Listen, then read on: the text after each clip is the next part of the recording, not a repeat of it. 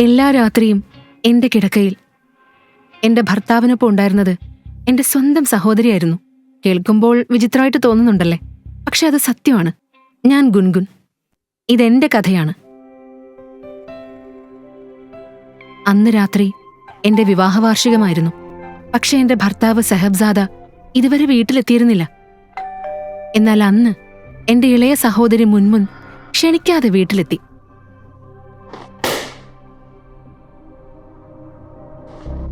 ഒടുവിൽ നിന്റെ വിവാഹജീവിതം തകർച്ചയുടെ വക്കിലെത്തി.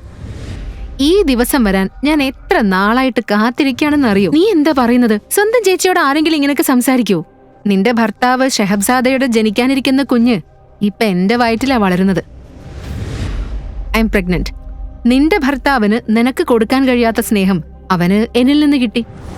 ഒടുവിൽ നിന്റെ വിവാഹം തകരുകയാണ്. ഇതൊക്കെ അറിയുമ്പോ എനിക്ക് എന്തായിരിക്കുമെന്ന് ഒരു നിമിഷമെങ്കിലും നീ ചിന്തിച്ചിട്ടുണ്ടോ? ആ സത്യവും വളരെ പെട്ടെന്ന് നീ അറിയും. പിന്നെ എന്നെ വിട്ടേക്ക്. എന്റെ കിടക്കയിൽ കിടന്നപ്പോ നിന്റെ ഭർത്താവ് സെഹബ്സാദ നിന്നെ കുറിച്ച് ഒട്ടും ചിന്തിച്ചില്ല. നിന്റെ വിവാഹ ജീവിതം നീ നല്ലപോലെ കൈകാര്യം ചെയ്യാത്തതിന് ഇപ്പൊ എന്റെ മേക്കിട്ട് കയറുന്നോ? മുൻമുൻ വിഷം ചീറ്റുന്നത് പോലെ സംസാരിക്കുന്നത് കേട്ട് എന്റെ രക്തം തിളച്ചു പൊങ്ങുകയായിരുന്നു. നിന്റെ വിവാഹ വാർഷിക ദിനത്തിൽ നിന്റെ ഭർത്താവ് സെഹബ്സാദ തന്ന സമ്മാനം ഞാൻ കൊണ്ടുവന്നിട്ടുണ്ട്.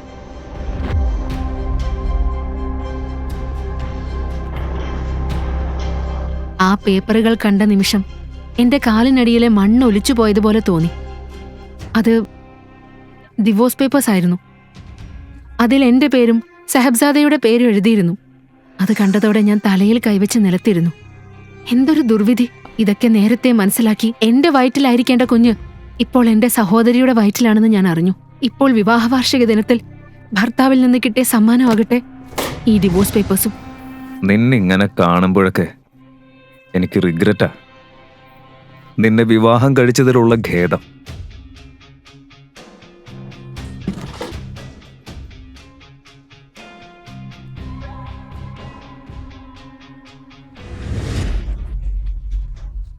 സെഹബ്സാദയുടെ പരാതികൾ എനിക്കൊട്ടും മനസ്സിലായില്ല. ഞാൻ എന്തെങ്കിലും പറയുന്നതിന് മുൻപ് എന്റെ കണ്ണുകൾക്ക് മുന്നിൽ അവൻ എന്നെ ഞെട്ടിച്ചൊരു കാര്യം ചെയ്തു. നിന്നിൽ നിന്ന് ഞാൻ പ്രതീക്ഷിച്ച പിന്തുണ എനിക്ക് മുൻമുന്നിൽ നിന്ന് ലഭിച്ചു. ഇതെല്ലാം അവന്റെ തന്നെ കളിയാണെന്ന് എനിക്കപ്പോൾ മനസ്സിലായി.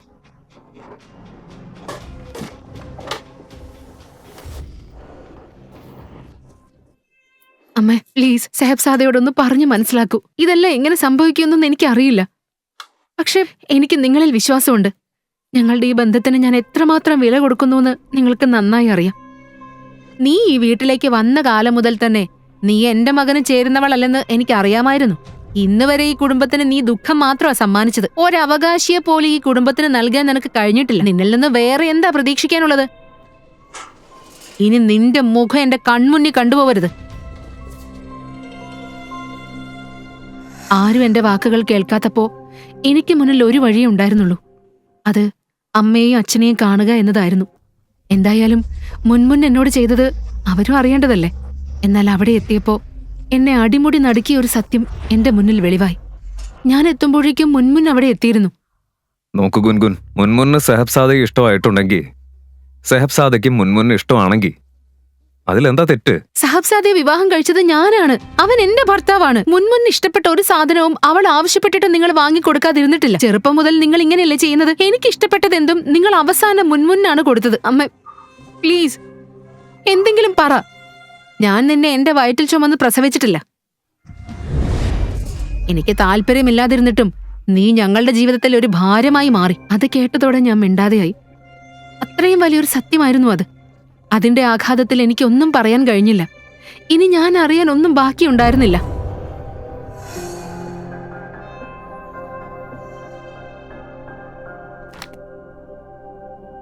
നിന്നെ വളർത്തിയത് തന്നെ ഞങ്ങൾ നിന്നോട് ചെയ്ത ഒരു ഉപകാരമാണെന്ന് മനസ്സിലാക്കിക്കോ. അതിനു പകരമായി എനിക്ക് വേണ്ടത് എന്റെ മകളുടെ സന്തോഷമാണ്. ഇത്രയും വർഷങ്ങളായി നീ ഞങ്ങൾക്കൊരു ഭാരമായിരുന്നു. നിന്നെ ഞാൻ ഇത്രയും വർഷം സഹിച്ചോണ്ടിരിക്കുക. അതുകൊണ്ട് ഇന്ന് നിന്റെ ഭർത്താവിനെ നിന്റെ സഹോദരിക്ക് വിട്ടുകൊടുക്ക്. അമ്മയും അച്ഛനും എന്നോട് എന്തു വലിയ തെറ്റാണ് ചെയ്തതെന്ന് എനിക്കറിയില്ല. പക്ഷെ അതെന്നെ ഉള്ളിൽ നിന്ന് തകർത്തിരുന്നു. എന്തായാലും എന്നെ ഇത്രയും ദുർബലയായി കരുതേണ്ട. നിങ്ങളിൽ ആരും എന്നെക്കുറിച്ച് ചിന്തിക്കുന്നില്ലെങ്കിൽ അതും സാരമില്ല. പക്ഷെ എന്റെ ബന്ധം രക്ഷിക്കാൻ എന്നെ കൊണ്ട് കഴിയുന്നതെല്ലാം ഞാൻ ചെയ്യും. ഇനി വീട്ടിലെ കാര്യം വീട്ടിനുള്ളിൽ ഒതുങ്ങില്ല. ഈ അഴുക്ക് എല്ലാവരുടെയും മുന്നിൽ വരും. എന്റെ വിവാഹമോചനത്തിന്റെ കാര്യം കോടതിയിലെത്തും.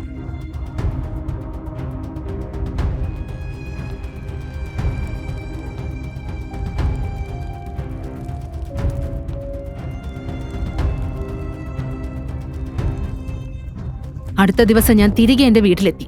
കുറച്ചു സമയം വീടിന് പുറത്ത് ഒളിഞ്ഞു നിന്ന് മുൻമുന്ന ആരെങ്കിലും കാണാൻ പോകുന്നുണ്ടോ എന്ന് നോക്കണമെന്ന് ഞാൻ തീരുമാനിച്ചു.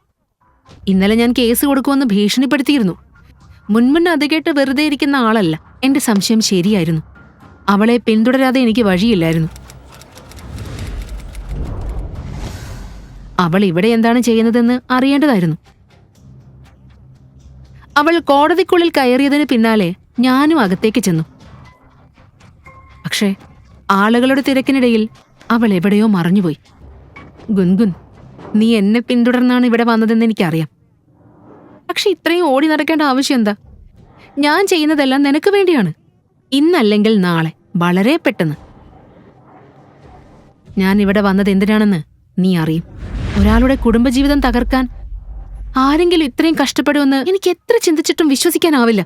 നിന്റെ കുടുംബജീവിതത്തെക്കുറിച്ച് നിനക്കല്ലേ വലിയ അഭിമാനം. ഒരു ദിവസം ഞാൻ അതെല്ലാം തകർക്കും. നിന്റെ ജീവിതം നശിപ്പിക്കാൻ ഞാൻ എത്രമാത്രം ഉറച്ച തീരുമാനത്തോടെയാണ് നിൽക്കുന്നതെന്ന് നിനക്കൊരു ധാരണയുമില്ല. അതിന്റെ തുടക്കം നീ ഇതിനോടകം കണ്ടു കഴിഞ്ഞു. ഇനിയും മുന്നോട്ട് കാണാനുള്ളത് ഒരുപാടുണ്ട്. ഓക്കെ ഗുൻഗുൻ ചേച്ചി?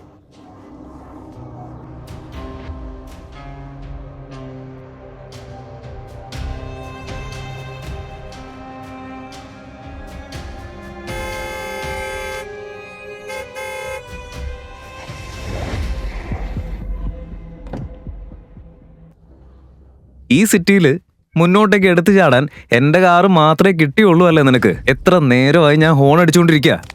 ആ യുവാവ് മറ്റാരുമല്ല, വിപുലായിരുന്നു. വർഷങ്ങൾക്ക് മുൻപ് എന്നെ ഒരുപാട് സ്നേഹിച്ചിരുന്ന അതേ വിപുൽ. പക്ഷേ വിപുലിന്റെ വാക്കുകൾ എന്റെ ചെവിയിൽ പതിഞ്ഞു. ഗുൻഗുൻ, നീ ഇവിടെ എന്ത് ചെയ്യാ? എന്താ ആലോചിച്ച് നിൽക്കുന്നത്? എന്താ നിന്റെ കോലം?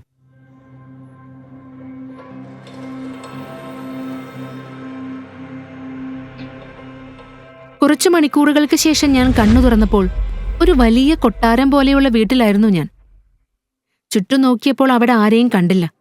അവന്റെ മുഖത്തേക്ക് നോക്കിയ നിമിഷം മുന്നത്തെ കാര്യങ്ങളെല്ലാം മനസ്സിലേക്ക് വന്നു.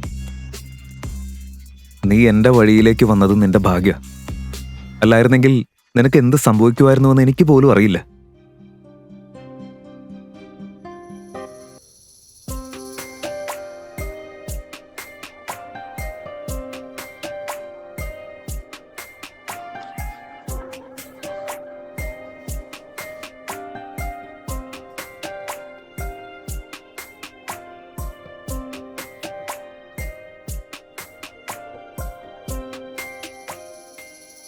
വിപുൽ, നീ എങ്ങനെ ഈ സിറ്റിയിലെത്തി? ഇനി ഒരിക്കലും നമ്മൾ തമ്മിൽ കാണില്ലെന്നാ ഞാൻ കരുതിയത്. എന്തായാലും എനിക്കിപ്പോ സുഖമില്ല, അതുകൊണ്ട് എനിക്ക് പോണം. പക്ഷെ ഞാൻ തീർച്ചയായും നിന്നെ വീണ്ടും കാണും. നിനക്ക് പോകാം, പക്ഷെ ഈ അവസ്ഥയിലല്ല. നിനക്ക് ബോധം വന്നത് തന്നെ 24 മണിക്കൂറുകൾക്ക് ശേഷം. ഞാൻ നിന്നെ വീട്ടിലേക്ക് കൊണ്ടുവന്നില്ലായിരുന്നെങ്കിൽ അതിന്റെ കുറ്റം എന്റെ തലയിൽ വന്നനെ. നിന്റെ ചികിത്സയ്ക്കായി ഞാൻ ചെലവാക്കിയ പണം ആദ്യം എനിക്ക് തിരികെ തരൂ, അതിനുശേഷം പോയാ മതി. അത് കേട്ട് ഞാൻ ഞെട്ടിപ്പോയി. വിപുൽ മുമ്പ് ഇങ്ങനെ ഒരാളായിരുന്നില്ല. പിന്നെ അവൻ ഇത്രയധികം മാറിയത് എങ്ങനെയാണ്? എന്ത് തരത്തിലുള്ള മനുഷ്യനായി അവൻ മാറിയിരിക്കുന്നു? പിന്നെ എനിക്ക് നന്നായി അറിയാം, ആ പണം തിരികെ തരാൻ നിന്റെ കയ്യിൽ ഒരു പൈസ പോലും ഇല്ലെന്ന്. കാരണം നിനക്കെല്ലാം നഷ്ടപ്പെട്ടു കഴിഞ്ഞു. അതുകൊണ്ട് ഇനി നീ ഈ വീട്ടിൽ 10 ദിവസം താമസിക്കേണ്ടി വരും. അതിനുശേഷം എന്ത് ചെയ്യണമെന്ന് ഞാൻ നിന്നോട് പറയും. പിന്നൊരു കാര്യം, ഇവിടെ നിന്ന് ഓടിപ്പോകാമെന്ന് പോലും ചിന്തിക്കണ്ട.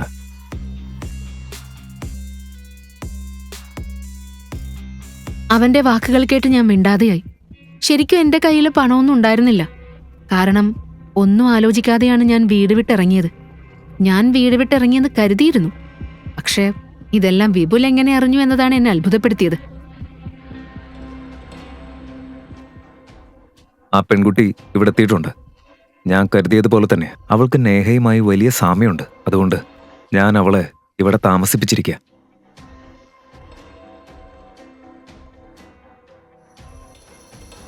നേഹ ആരാണെന്ന് എനിക്ക് അറിയില്ലായിരുന്നു. പിന്നെ എന്റെ മുഖത്തിന് നേഹയുമായിട്ട് എന്ത് സാമ്യമുള്ളത്?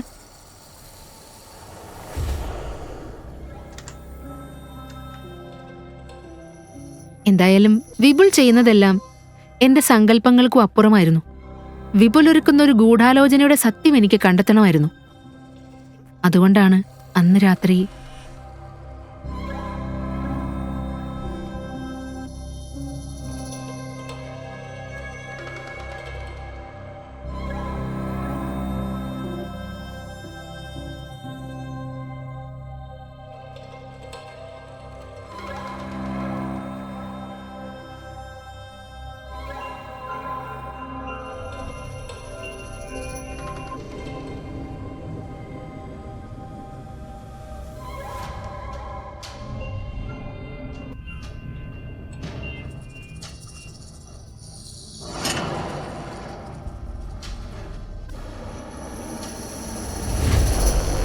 മാഡം, അങ്ങോട്ട് പോകാൻ പാടില്ല.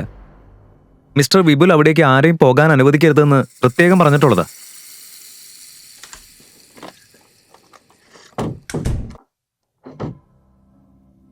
ഇത് അസാധ്യമാണ്. ആ ഇരുണ്ട മുറിക്കുള്ളിൽ ഗുൻഗുൻ എന്താണ് കണ്ടത്? അത് കണ്ടപ്പോൾ അവൾ ഞെട്ടിപ്പോയി. ആ മങ്ങിയ വെളിച്ചത്തിൽ വിപുൽ ഒരു ഫോട്ടോ ഫ്രെയിം നെഞ്ചോട് ചേർത്ത് പിടിച്ച് കിടക്കയിൽ ഉറങ്ങുന്നത് ഞാൻ കണ്ടു.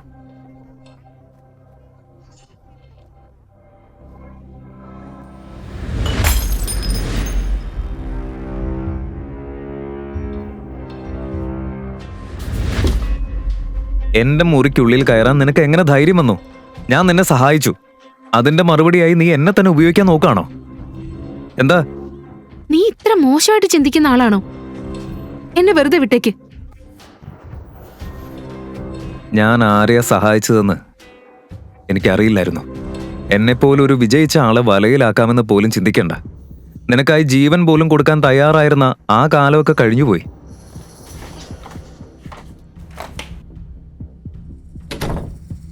ഞാൻ എവിടെയാണ് അകപ്പെട്ടിരിക്കുന്നത്? ഞാൻ ശരിക്കും ഒരു കുടുക്കിൽ പെട്ടിരിക്കുകയാണ്.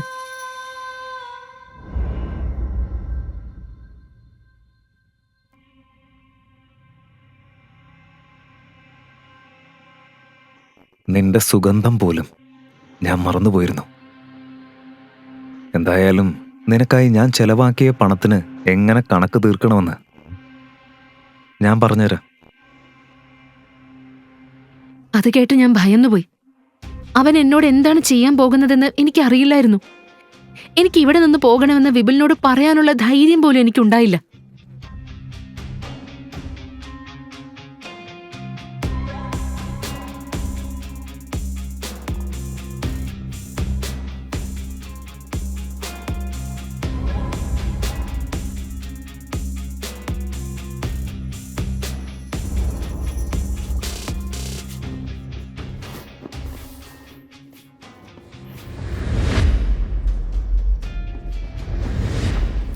നേഹ,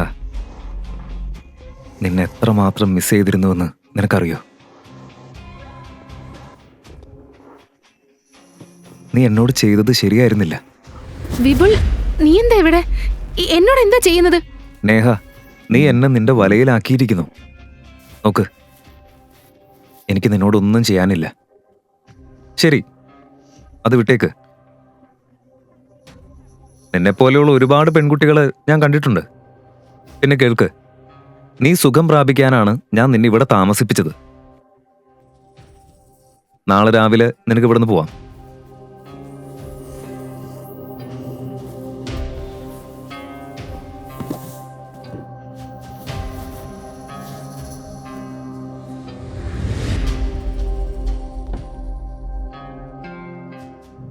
ഞാൻ ഉള്ളിൽ നിന്ന് പൂർണ്ണമായും തകർന്നിരുന്നു.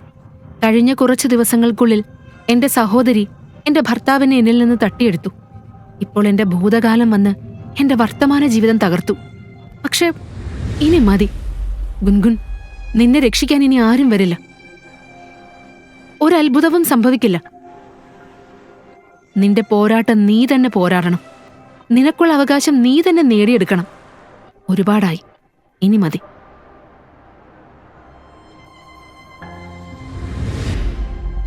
അടുത്ത ദിവസം രാവിലെ ഞാൻ വീട്ടിലെത്തിയപ്പോൾ മുൻമുൻ എല്ലാവർക്കും ബ്രേക്ക്ഫാസ്റ്റ് വിളമ്പിക്കൊണ്ടിരിക്കുന്നത് ഞാൻ കണ്ടു. എന്റെ ഭർത്താവിനെയും എന്റെ വീടിനെയും എന്നിൽ നിന്ന് തട്ടിയെടുക്കാൻ അവൾ പൂർണ്ണമായി തയ്യാറായിരുന്നു.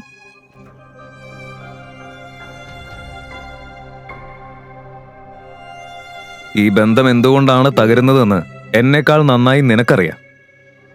നിനക്കൊട്ടും നാണമില്ലേ? അല്ല, ഞാൻ ചോദിക്കട്ടെ, വിവാഹിതയായ ഒരു സ്ത്രീ ആയിട്ടും നീ ഒരു അപരിചിതനോടൊപ്പം സമയം ചെലവഴിക്കായിരുന്നില്ലേ? അതായത് രാത്രിയിൽ വൈകി വരുമ്പോഴൊക്കെ ജോലിയുടെ തിരക്കാണ് കാരണം എന്ന് നീ പറയുമായിരുന്നു. പക്ഷേ സത്യം എന്താണെന്നറിയോ? അപ്പൊ നീ നിന്റെ ഡേറ്റ് എൻജോയ് ചെയ്യായിരുന്നു. വെറുപ്പുളവാക്കുന്നതാണിതൊക്കെ, ശരിക്കും വെറുപ്പുളവാക്കുന്നത്. രാത്രിയിൽ നീ എവിടെയൊക്കെ ആയിരുന്നു? അതെല്ലാം കഴിഞ്ഞ ശേഷമായിരുന്നു നീ ഈ വീട്ടിലേക്ക് തിരികെ വന്നിരുന്നതെന്ന് ചിന്തിക്കുമ്പോ തന്നെ എനിക്ക് അറപ്പ് തോന്നുക.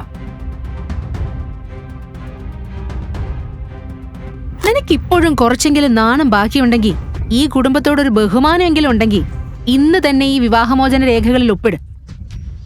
നമ്മുടെ ഭാവിയെക്കുറിച്ച് എത്രയോ സ്വപ്നങ്ങൾ നമുക്കുണ്ടായിരുന്നു, അറിയോ?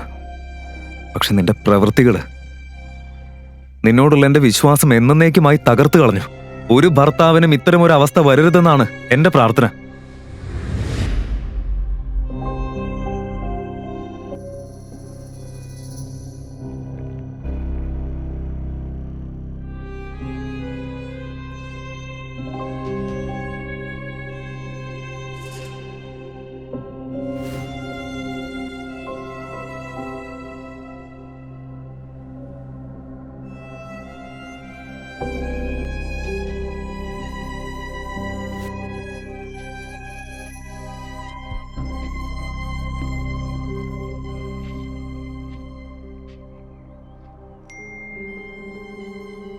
സെഹബ്സാദ എന്നെ വീട്ടിൽ നിന്ന് പുറത്താക്കാൻ ശ്രമിച്ചപ്പോൾ ഞാൻ ഞെട്ടിപ്പോയി. അപ്പോഴാണ് മുൻമുൻ അന്ന് കോടതിയിലേക്ക് പോയതിന്റെ കാരണം എനിക്ക് മനസ്സിലായത്. എന്റെ മുന്നിലുള്ള എല്ലാ വാതിലുകളും അടഞ്ഞു പോയതുപോലെയായിരുന്നു. പക്ഷേ ഞാൻ മിണ്ടാതിരുന്ന് എല്ലാം സഹിക്കാൻ പോകുന്നില്ല.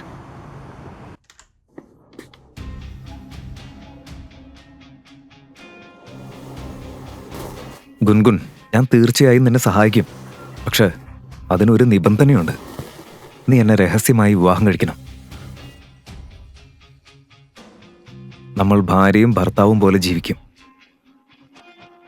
പക്ഷെ അതിനെക്കുറിച്ച് ആരും ഒന്നും അറിയില്ല. അങ്ങനെ ഒരു വിവാഹം, ആ വിവാഹത്തിന്റെ നിബന്ധനകളെല്ലാം ഇതിൽ എഴുതിയിട്ടുണ്ട്. ഇതിൽ എന്താണ് എഴുതിയിരിക്കുന്നത്? ഇത്ര മോശം നിബന്ധനകളോ? ഒരു പെൺകുട്ടിക്ക് എങ്ങനെ ഇതൊക്കെ ചെയ്യാൻ കഴിയുക?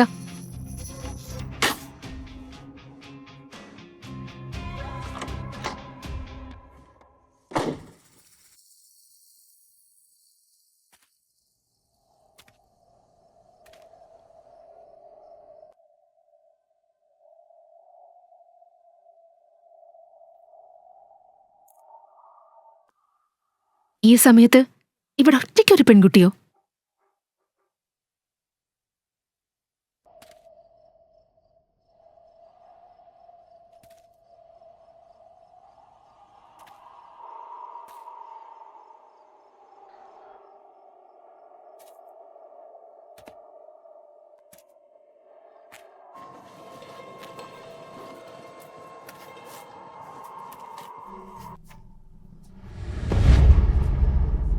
എക്സ്ക്യൂസ് മീ, നിങ്ങൾ ആരാ?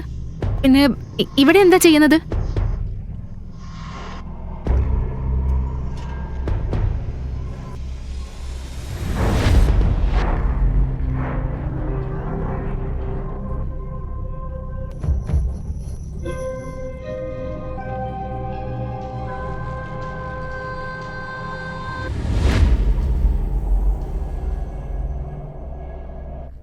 ഇല്ല, ഇത് അസാധ്യമാണ്. ഇത്രയും വർഷങ്ങൾക്ക് ശേഷം എന്റെ ഭൂതകാലം വീണ്ടും എന്റെ മുന്നിലേക്ക് എങ്ങനെ വന്നു? ഇതെങ്ങനെ സാധ്യമാകും?